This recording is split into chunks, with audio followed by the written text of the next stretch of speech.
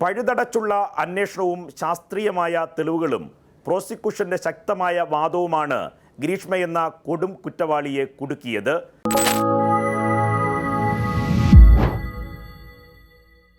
Case നടന്നത് തമിഴ്നാട്ടിലാണ് എന്ന പ്രതിഭാഗത്തിന്റെ വാദം പ്രോസിക്യൂഷൻ ആദ്യമേ തന്നെ കോടതിയിൽ പൊളിച്ചു കളഞ്ഞു. ഇതാണ് കേസിൽ നിർണായകമായ വഴിത്തിരിവായി മാറിയത്. ഷാരോൺ പോകുന്നത് അയാൾ പാറശാല ലിമിറ്റിലുള്ള കേരള സംസ്ഥാനത്തിനകത്തുള്ള വീട്ടിൽ നിന്നുമാണ്. അതിനുള്ള വ്യക്തമായ തെളിവുണ്ട്. അതുകൂടാതെ തന്നെ ഫോൺ വഴി പ്രലോഭിപ്പിച്ചും വശീകരിച്ചും 364 സെക്ഷൻ അതാണ്.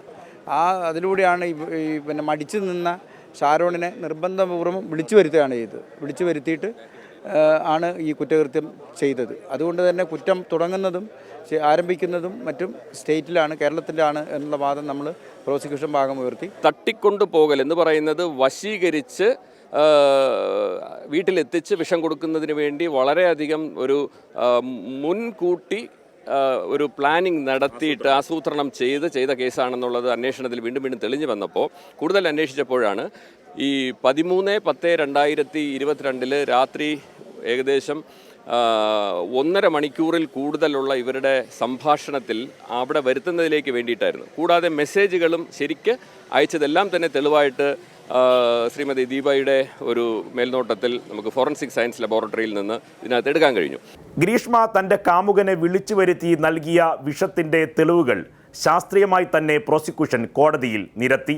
അതായത് ഈ പറഞ്ഞ വിഷം, ഈ കാപ്പിക് എന്ന് പറയുന്ന ഹെർബിസൈഡ് വളരെ പെട്ടെന്ന് ഒരു കൊറോസീവ് പോയിസണാണ്. പെട്ടെന്ന് തന്നെ അത് ഇവോപ്പറേറ്റ് ചെയ്ത് പോകും.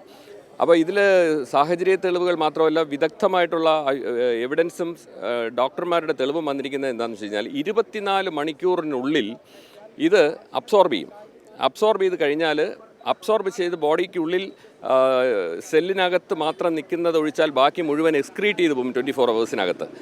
അങ്ങനെ വരുന്ന സമയത്ത് ഈ പറഞ്ഞിരിക്കുന്ന വിഷാംശം ബോഡിയിൽ ഉണ്ടായിരുന്നു എന്നില്ലെങ്കിൽ പോലും വിദഗ്ധ അഭിപ്രായം ഇതിനകത്ത് വളരെയധികം ഒരു കേസിന് നിർണായകമാകുന്ന തരത്തിലേക്ക് നമുക്ക് ലഭിച്ചിട്ടുണ്ട്. ഇത്തരമൊരു വിധി വരുന്നതിൽ സർക്കാരിൻ്റെ ഇടപെടലും നിർണായകമാണ്. ഷാരോന്റെ മാതാപിതാക്കൾ ആവശ്യപ്പെട്ട സ്പെഷ്യൽ പബ്ലിക് പ്രോസിക്യൂട്ടറെ തന്നെ സർക്കാർ അനുവദിച്ചു നൽകി.